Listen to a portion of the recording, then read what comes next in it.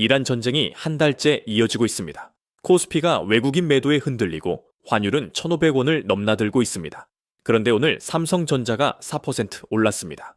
SK하이닉스도 같이 올랐습니다. 코스피 전체가 장중 3% 넘게 뛰었습니다. 이유가 있습니다. 오늘 새벽 미국 캘리포니아에서 한 남자가 무대에 올라섰습니다. 그리고 삼성전자 이름을 직접 불렀습니다. 젠슨 황입니다. 엔비디아 CEO, 지금 전 세계 AI 반도체를 쥐고 있는 남자입니다. 그가 매년 개최하는 TC 컨퍼런스 기조연설은 AI 업계의 신년 발표회입니다. 애플 키노트보다 더 크게 주가를 움직이는 자리입니다. 오늘 그 무대에서 젠슨 황기 HBM사 차세대 고대역폭 메모리를 꺼냈습니다. 그리고 삼성전자 HBM사 칩을 손에 들고 직접 펜을 꺼냈습니다. 아마징 HBM사 친필 서명입니다. 업계에서 젠슨 황의 서명은 수주 확정에 가까운 신호로 읽힙니다. 2023년 SK하이닉스 HBM에 서명했을 때 SK하이닉스 주가가 폭등했습니다. 그 서명이 오늘 삼성전자 칩에 찍혔습니다. 잠깐 HBM이 뭔지 모르시는 분들을 위해 한 줄 설명드리겠습니다. AI 학습을 시키려면 어마어마한 양의 데이터를 빠르게 처리해야 합니다. 그 처리를 담당하는 게 GPU인데 GPU가 데이터를 불러오는 속도가 병목이 됩니다. 이 병목을 해결하기 위해 GPU 바로 옆에 붙이는 초고속 메모리가 HBM입니다.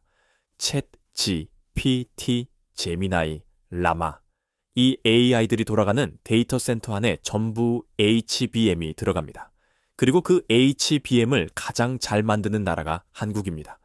SK하이닉스가 먼저 앞서갔고 삼성전자가 뒤를 따라잡는 구도였습니다. 그런데 오늘 삼성전자가 한 발 앞서는 장면이 나온 겁니다. 그런데 오늘 삼성전자 소식은 서명 하나가 아니었습니다. 지금까지 엔비디아 AI 칩은 대만 TSMC가 독점으로 만들어 왔습니다. 삼성 파운드리는 수년째 TSMC에 밀려 고전하고 있었습니다. 고객사들이 삼성 파운드리 대신 TSMC를 선택해왔기 때문입니다. 그런데 오늘 발표에서 삼성 파운드리가 엔비디아 칩 생산에 참여한다는 내용이 나왔습니다.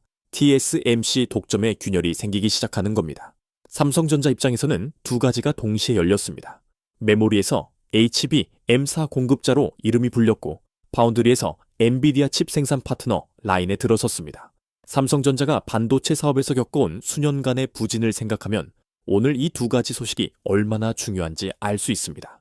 삼성전자가 4% 오른 게 이상한 게 아닙니다. 이 소식치고는 오히려 조용한 반응일 수 있습니다. 삼성 파운드리의 엔비디아 진입이 왜 이렇게 큰 의미를 갖는지 좀 더 설명드리겠습니다. 반도체 산업에는 팹리스와 파운드리가 있습니다. 팹리스는 설계만 합니다. 엔비디아가 팹리스입니다. 파운드리는 위탁 생산을 합니다. TSMC와 삼성이 파운드리입니다. 지금까지 엔비디아 GPU는 전량 TSMC에서 만들었습니다. AI 붐이 터지면서 TSMC의 주문이 폭주했고 생산 납기가 밀리면서 엔비디아도 공급망 다변화가 필요해졌습니다. 그 자리에 삼성 파운드리가 들어가는 겁니다. 삼성전자 입장에서 파운드리 사업은 수년째 적자가 나는 골칫덩어리였습니다. 엔비디아라는 세계 최대 고객사가 들어오면 이 구도가 바뀝니다. SK하이닉스 쪽은 또 다른 장면이 있었습니다.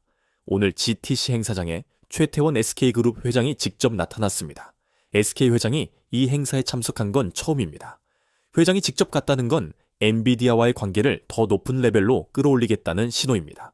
그리고 그 자리에서 젠슨 황기 SK하이닉스 칩에 서명을 했습니다. 엔비디아 차세대 플랫폼 루빈에 들어가는 HBM4 물량, 그중 상당 부분이 SK하이닉스에 배정될 가능성이 높다는 분석이 나옵니다. SK하이닉스는 이미 HBM3에서 엔비디아 독점 공급자였습니다.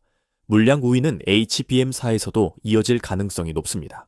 최태원 회장이 직접 나타난 건 그 관계를 더 단단히 묻겠다는 의지입니다. 오늘 상승에는 또 하나의 재료가 있었습니다. 마이크론입니다. 미국 최대 메모리 반도체 기업인데 이번 실적 발표에서 호실적이 나올 것이라는 기대감이 시장에 퍼졌습니다. 마이크론이 잘 된다는 건 HBM 수요가 강하다는 신호입니다. 같은 메모리 업종에 있는 삼성전자와 SK하이닉스도 덩달아 뛴 겁니다. 젠슨 황의 기조연설 재료와 마이크론 기대감이 겹치면서 오늘 상승이 더 강하게 나왔습니다. 그러면 삼성전자와 SK하이닉스 둘 다 사야 합니까? 하나만 골라야 합니까? 구도를 정리하겠습니다. 삼성전자는 HBM4 세계 최초 출하를 선언했습니다.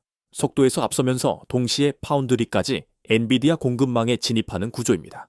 메모리와 제조를 동시에 잡겠다는 그림입니다. SK 하이닉스는 물량에서 앞섭니다. 루빈 플랫폼 HBM4 품질 테스트가 진행 중이고 기존 HBM3 이 공급 신뢰도를 바탕으로 물량 우위를 유지하고 있습니다. 엔비디아가 SK 하이닉스를 먼저 택한 역사가 있기 때문에 이 관계가 쉽게 바뀌지 않습니다. 정리하면 이렇습니다. 삼성전자는 기술 서프라이즈를 들고 나왔고 SK 하이닉스는 물량이라는 실속을 챙기고 있습니다. 둘 중 어느 쪽이 더 낫느냐? 지금 이 단계에서는 둘 다 수혜입니다. AI 반도체 수요는 삼성 혼자, SK 혼자 감당할 수 있는 규모가 아닙니다. 젠슨 황기 두 회사 칩 모두에 서명한 게 그 방증입니다. 굳이 하나를 골라야 한다면 이렇게 보십시오. 단기 주가 모멘텀은 삼성전자 쪽이 더 강할 수 있습니다. HBM4 최초 출해, 파운드리 진입이라는 두 가지 재료가 새로 붙었기 때문입니다. 중장기 실적 가실성은 SK 하이닉스 쪽이 더 높습니다. 엔비디아와의 공급 관계가 이미 굳어져 있기 때문입니다. 오늘 GTC에서 나온 가장 중요한 키워드가 하나 더 있습니다. 베라 루빈입니다. 엔비디아의 차세대 AI 반도체 플랫폼 이름입니다.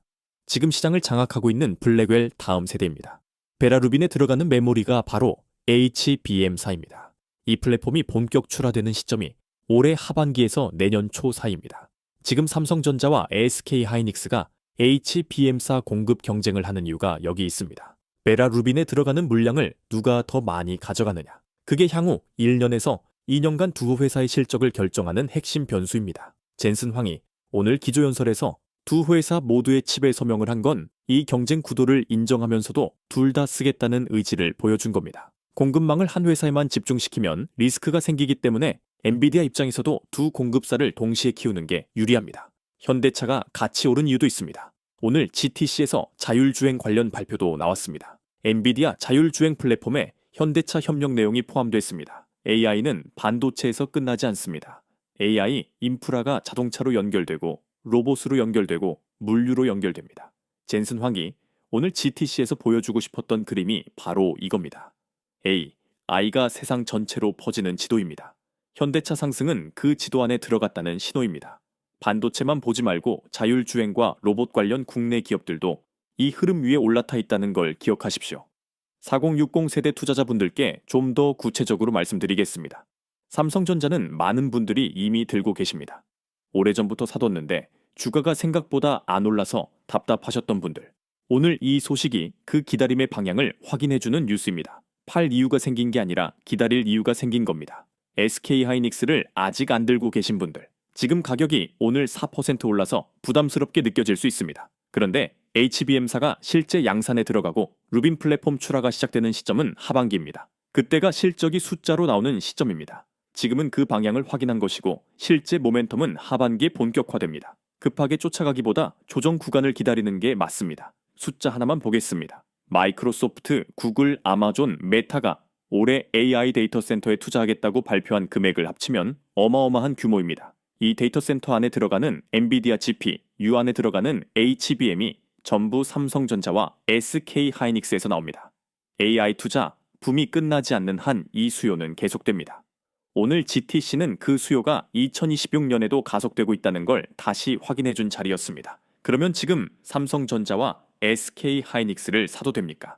몇 가지를 솔직하게 말씀드리겠습니다. 오늘 4% 오른 가격에 바로 들어가는 건 추격 매수입니다. 호재가 나온 당일 시장이 상당 부분 반영한 가격에 사는 겁니다. 단기적으로 차익 실현 매물이 나오면 일시적으로 다시 눌릴 수 있습니다. 그런데 방향을 보면 이야기가 달라집니다. 이 두 종목은 이란 전쟁 충격으로 외국인이 10조 원 이상 팔아치운 이후 AI 수혜를 제대로 반영하지 못한 가격대에서 눌려 있었습니다. 오늘 GTC 소식은 그 방향을 확인해 준 겁니다. HBM4 실제 양산과 파운드리 공급 확대는 올해 하반기부터 본격화됩니다. 그 시점에 실적이 숫자로 나와야 주가가 한 단계 더 올라갈 수 있습니다. 지금 들어간다면 그 흐름을 보고 들어가는 겁니다. 오늘 당장 한꺼번에 넣는 것보다 분할 접근이 맞습니다. 이란 전쟁이 진행 중인 지금 변동성이 크기 때문에 시장이 다시 흔들리는 구간에서 나눠서 사는 전략이 리스크를 줄입니다.